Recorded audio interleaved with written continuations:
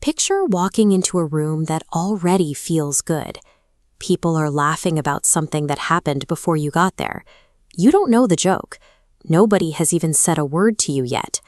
But somehow, 10 minutes later, you feel lighter too, looser, like the day just got a little easier.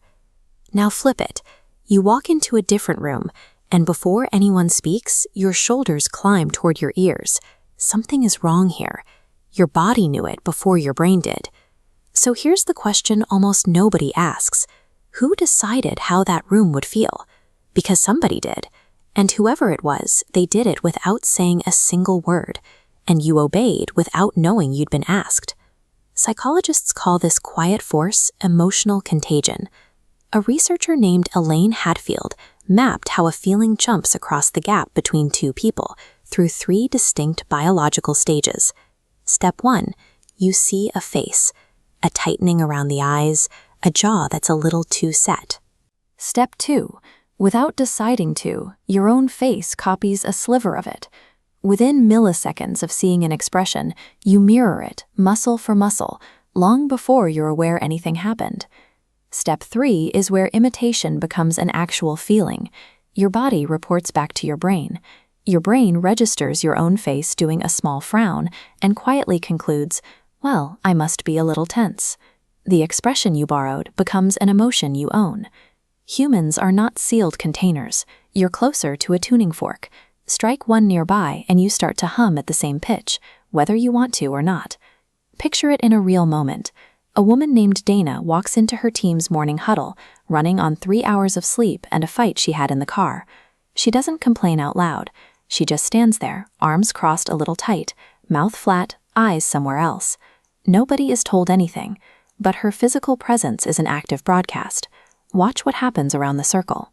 One person tightly recrosses their arms.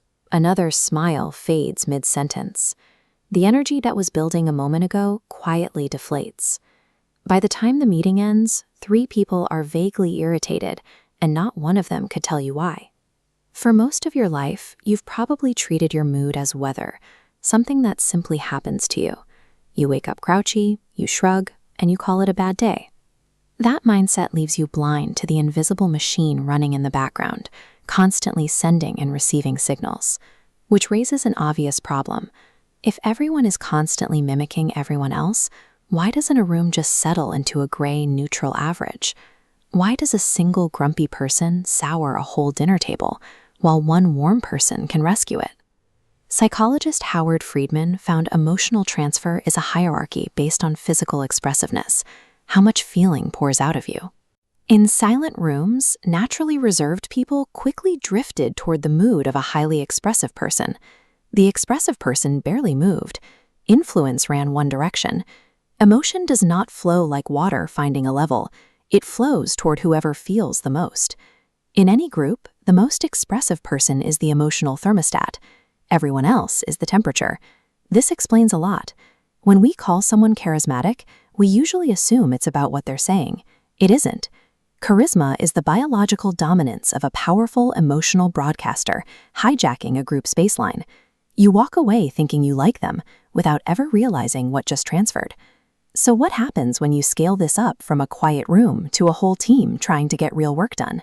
Can an unspoken broadcast actually bend a group that's supposed to be running on logic? This chart tracks the findings from an experiment by researcher Sigal Barsad. She planted a trained actor into small decision-making committees.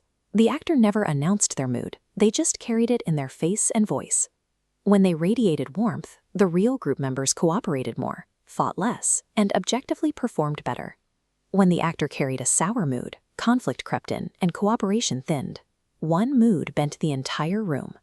But if good moods spread, why does it so often feel like the bad ones win? Why can one anxious, snippy person derail an evening so effortlessly? Here is where your own biology stops being neutral and takes a side. Deep down, your brain is built to scan for danger. The emotions that travel fastest are the threat emotions: anger, fear, anxiety. If a coworker is suddenly tense, your alarm system treats that as vital survival data. Better to catch the fear and be ready than to miss it and be caught completely off guard. And this old face-to-face wiring just found a brand new highway. you don't even need to be in the room anymore. Researchers found that scrolling through bleak feeds shifts your mood to match.